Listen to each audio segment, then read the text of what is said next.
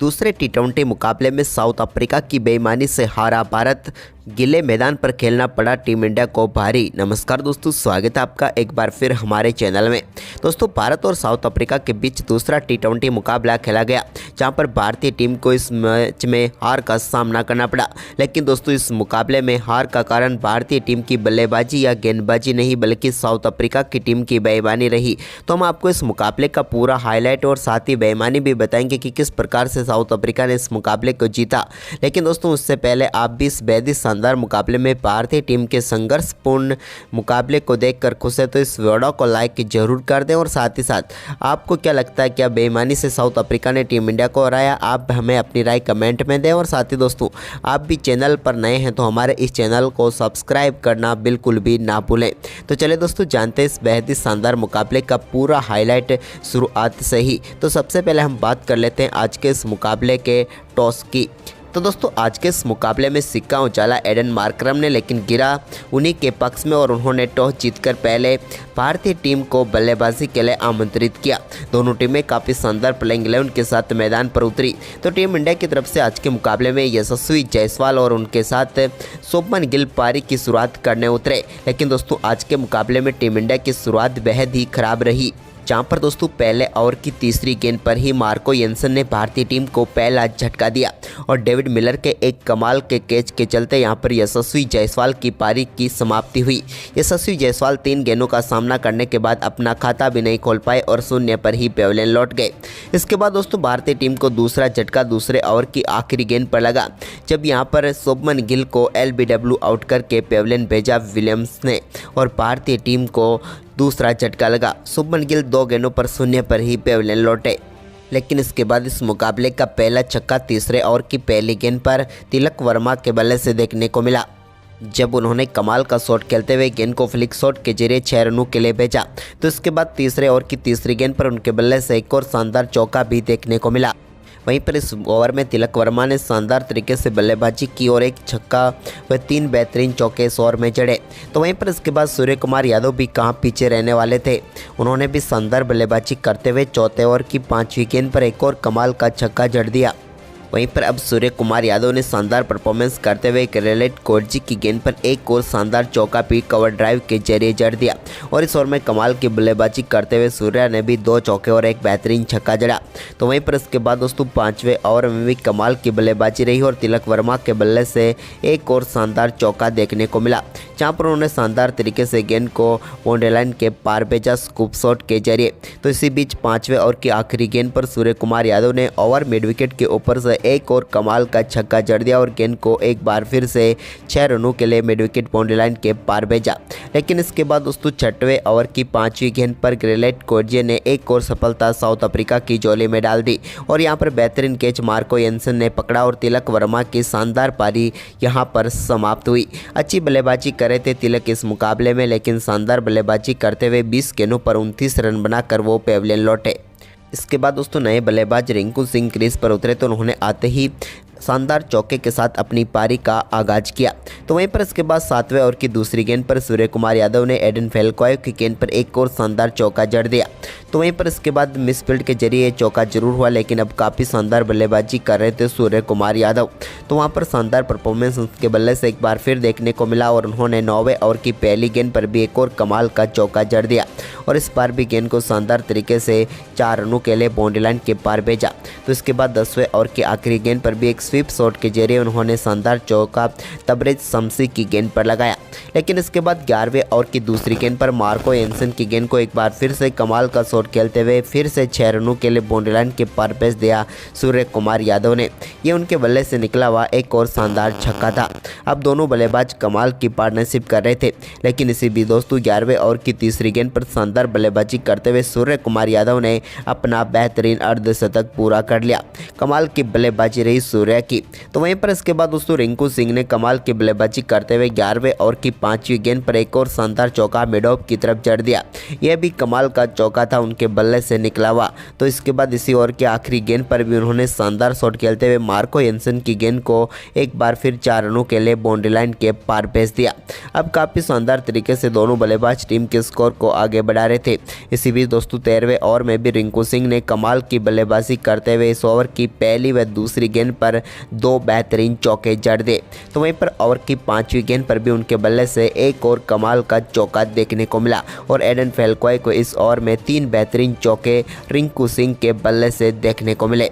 अब दोनों बल्लेबाज टीम के स्कोर को काफ़ी तेज़ी से आगे बढ़ा रहे थे, लेकिन दोस्तों तभी भारतीय टीम को एक और झटका तबरेज शमसी ने दिया 14वें ओवर की 5वीं गेंद पर, जब उनकी गेंद पर सूर्य कुमार यादव बड़ा शॉट खेलना चाहते थे, लेकिन यहां पर सीधा वो अपना कैच मार्को येंसन को थमा बैठे और 36 गेंदों पर शानदार 56 रनों की पारी खेलकर पेविलियन लौटे सूर्य कुमार यादव। तो वहीं पर इसके बाद कमान संभाली रिंकू सिंह ने। तो 15वें ओवर में भी रिंकू ने कमाल की बल्लेबाजी करते हुए शुरुआती 2 गेंदों पर 2 बेहतरीन चौके उनके बल्ले से देखने को मिले विलियम्स की गेंद पर, जबकि दोस्तों यहां पर 5वीं गेंद पर भी उन्होंने एक और शानदार चौका जड़ दिया और कमाल की बल्लेबाजी जारी रखी। लेकिन इसी बीच 16वें ओवर की दूसरी गेंद पर एडन मार्करम ने पेविलियन भेजा जितेश शर्मा को। जितेश अच्छी बल्लेबाजी कर रहे थे, लेकिन यहाँ पर 3 गेंदों पर 1 रन बनाकर वो एडन मार्करम का शिकार बने। तो वहीं पर इसके बाद दोस्तों शानदार बल्लेबाजी करते हुए 16वें ओवर की चौथी गेंद पर रिंकू सिंह ने एक सिंगल के साथ अपना बेहतरीन अर्धशतक पूरा कर लिया। कमाल की बल्लेबाजी की और टीम इंडिया के लिए यह उनका पहला अर्धशतक था, लेकिन अर्धशतक के बाद उनका शानदार परफॉर्मेंस तो जारी रहा। लेकिन इसी बीच 16वें ओवर की 5वीं गेंद पर एक कमाल का चौका रविंद्र जडेजा के बल्ले से भी देखने को मिला, जब उन्होंने बैकवर्ड पॉइंट की तरफ गेंद को 4 रनों के लिए भेजा। तो इसके बाद 17वें ओवर की 5वीं गेंद पर गिरलाइट कोएजी की गेंद को शानदार तरीके से लॉन्ग लेग के ऊपर से सीधे 6 रनों के लिए बाउंड्री लाइन के पार भेजा रविंद्र जडेजा ने।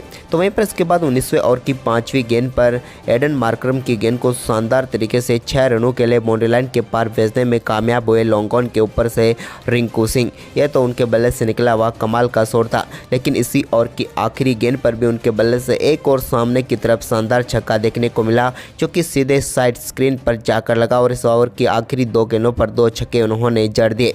लेकिन इसके बाद दोस्तों 20वें ओवर की दूसरी गेंद पर रविंद्र जडेजा के रूप में एक और सफलता यहां पर साउथ अफ्रीका की टीम को मिली। यहां पर रविंद्र जडेजा LBW आउट होकर पेविलियन लौटे, उनको कोएजे ने आउट किया। उन्होंने 14 गेंदों पर 19 रन बनाए। तो वहीं पर इसके बाद 20वें ओवर की तीसरी गेंद पर भी एक और सफलता यहां पर अर्शदीप सिंह के रूप में मिली साउथ अफ्रीका की टीम को, और वो भी आउट होकर पेविलियन लौटे। लेकिन इसके बाद दोस्तों यहां पर मुकाबले में बारिश शुरू हो गई और एक बार फिर मुकाबले को रोकने पड़ा, लेकिन भारतीय टीम ने 19.3 ओवर में 180 रन बना लिए थे। यहाँ पर रिंकू सिंह ने 39 गेंदों पर शानदार 68 रनों की पारी खेली, जिसके चलते टीम इंडिया का स्कोर काफ़ी शानदार तरीके से 180 रनों तक पहुँच गया। लेकिन दोस्तों इसके बाद साउथ अफ्रीका की टीम को मुकाबला जीतने के लिए 152 रन बनाने थे 15 ओवर में, लेकिन साउथ अफ्रीका की टीम की तरफ से पारी की शुरुआत करने उतरे रिचा हेंड्रिक्स और मैथ्यू ब्रेड्सकी ने काफ़ी शानदार शुरुआत की और पहले ओवर में ही कमाल की बल्लेबाजी करते हुए रिचा हेंड्रिक्स के बल्ले से 3 बेहतरीन चौके देखने को मिले, जहां पर उन्होंने कमाल के शॉट भी खेले, लेकिन यहां पर भाग्यशाली भी वो रहे। तो वहीं पर इसके बाद दूसरे ओवर में ब्रेड्सकी के बल्ले से भी कमाल की बल्लेबाजी देखने को मिली, जहां पर उन्होंने इस मुकाबले का पहला छक्का दूसरे ओवर की तीसरी गेंद पर जड़ दिया।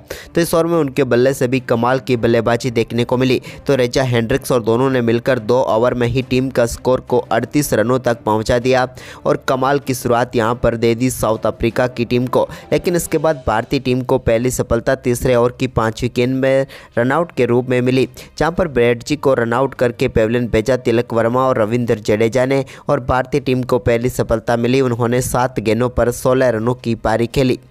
लेकिन इसके बाद दोस्तों नए बल्लेबाज एडन मार्करम ने भी कमाल की बल्लेबाजी करते हुए चौथा ओवर डालने आए।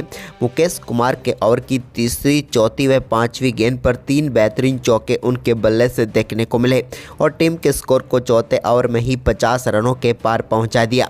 इसके बाद तो दोस्तों रिचा हेंड्रिक्स और एडन मार्करम की कमाल की बल्लेबाजी जारी रही और एक के बाद एक बेहतरीन शॉट इनके बल्ले से देखने को मिल रहे थे और भारतीय टीम के गेंदबाज बिल्कुल भी कुछ खास नहीं कर पा रहे थे, क्योंकि दोस्तों मैदान पूरी तरीके से बारिश की वजह से गीला हो चुका था, जिसकी शिकायत यहां पर टीम इंडिया के कोच राहुल द्रविड़ ने भी की। जब 8वें ओवर के बाद टाइम आउट में वो मैदान पर उतरे तो उन्होंने देखा कि मैदान पूरी तरीके से गीला था और ये मुकाबला खेलने लायक भी नहीं था। लेकिन यहाँ पर अंपायरों ने मुकाबला शुरू भी कर दिया, जिसके चलते बल्लेबाजी काफ़ी आसान हो गई। और इसके बाद दोस्तों एडन मार्करम की कमाल की बल्लेबाजी जारी रही, एक के बाद एक बेहतरीन शॉट वो खेल रहे थे। तभी 8वें ओवर की 5वीं गेंद पर मुकेश कुमार की गेंद को वो बड़ा शॉट खेलना चाहते थे, लेकिन यहाँ पर मोहम्मद सिराज ने बेहतरीन कैच पकड़ा और एडन मार्करम 17 गेंदों पर 30 रन बनाकर पेविलियन लौटे। इसके बाद दोस्तों कमाल की बल्लेबाजी करते हुए 9वें ओवर की तीसरी गेंद पर कुलदीप के कमाल का छक्का हेनरी क्लासन ने भी जड़ दिया, लेकिन इसके बाद यहां पर रेजा हेंड्रिक्स की पारी को समाप्त किया कुलदीप यादव ने। सूर्य कुमार यादव के एक बेहतरीन कैच ने शानदार बल्लेबाजी कर रेजा हेंड्रिक्स को पेविलियन भेजा। हेंड्रिक्स ने शानदार बल्लेबाजी करते हुए 27 गेंदों पर 49 रनों की शानदार पारी खेली। उनके आउट होने के बाद 10वें ओवर की दूसरी गेंद पर क्लासन के रूप में एक और सफलता भारतीय टीम को मिली। यहाँ पर यशस्वी जायसवाल ने बेहतरीन कैच पकड़ा और मोहम्मद सिराज ने क्लासन को भी पेविलियन भेज दिया। क्लासन ने 5 गेंदों का सामना किया और 7 रन बनाकर वो भी पेविलियन लौटे। इसके बाद नए बल्लेबाज ट्रिस्टन स्टेप्स ने भी कुछ बेहतरीन शॉट यहां पर खेलने शुरू कर दिए। डेविड मिलर के साथ मिलकर उन्होंने भी शानदार तरीके से टीम के स्कोर को आगे बढ़ाया। तो इस दौरान मिलर के बल्ले से भी एक कमाल का छक्का देखने को मिला, लेकिन इसके बाद दोस्तों डेविड मिलर को 13वें ओवर की 5वीं गेंद पर मुकेश कुमार ने मोहम्मद सिराज के हाथों कैच करवा कर पेविलियन भेजा और एक और सफलता भारतीय टीम की झोली में डाल दी। यहां पर 12 गेंदों पर 17 रन बनाकर डेविड मिलर पेविलियन लौटे, लेकिन इसके बाद दोस्तों यहां पर एडन फेल्कायो ने कमाल की बल्लेबाजी करते हुए एक कमाल का छक्का लगाकर इस मुकाबले को फिनिश कर दिया और भारतीय टीम को इस मुकाबले में 7 गेंदें शेष रहते हुए 5 विकेट से हार का सामना करना पड़ा। लेकिन दोस्तों भारत की हार का सबसे बड़ा कारण गीला मैदान रहा, जहां पर काफ़ी ज़्यादा गीला होने के चलते गेंदबाजी सही नहीं हो पाई। आपके हिसाब से क्या कारण है, हमें कमेंट में अपनी राय जरूर दें। धन्यवाद।